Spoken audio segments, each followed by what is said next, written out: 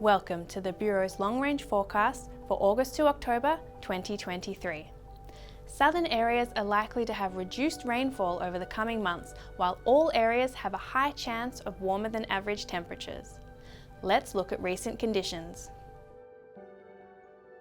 Large parts of the north had more than 4 times the July average rainfall. A cloud band early in the month brought between 50 and 100 millimetres of rain to parts of the Kimberley, central areas of the Northern Territory and Western Queensland. In contrast, it has been much drier than usual across southern areas, with rainfall around 30 to 60% below average. July 2023 is among the top 10 driest Julys on record for Victoria and is tracking to be the driest since 1997. After a warm June, temperatures in July have also been above average for many areas. New record high daytime temperatures for July were set in southeastern New South Wales, Tasmania and parts of far north Queensland. Days were cooler than usual in parts of the central north, and most of the southern half of Western Australia had cooler nights. However, many areas had warmer than average overnight temperatures. Hobart had its warmest July night in 137 years of records, with 13 degrees Celsius on the 13th, and Tasmania had its warmest July overall. Record cold nights were set in parts of New South Wales, including Scone.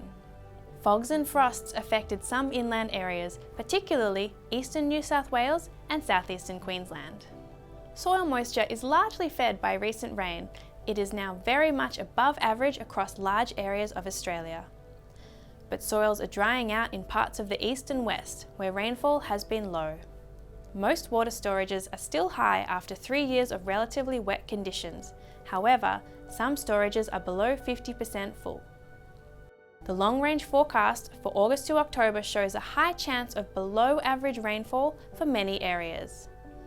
There's also a chance of above average rainfall for parts of far north Queensland and pockets of Western Australia. Areas in the southwest and the southeast have at least 2 to 3 times the normal chance of being unusually dry. High stream flows are forecast in the southeast and parts of the southwest. Rivers are still full from previous wet conditions in the upper catchments.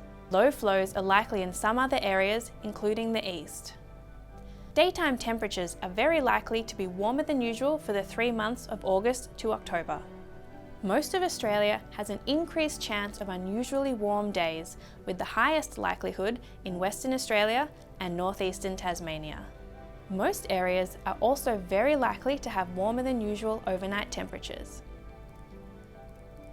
So what's likely to influence our climate over the coming months? Many areas of the globe had significantly above average sea surface temperatures recently. The tropical Pacific Ocean is forecast to keep warming, and the Bureau remains on El Niño alert. We're monitoring the overlying atmosphere in the Pacific to see if it responds before we can confirm an El Niño pattern.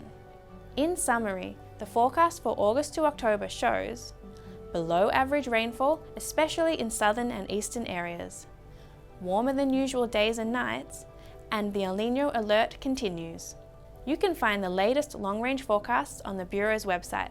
Bye for now.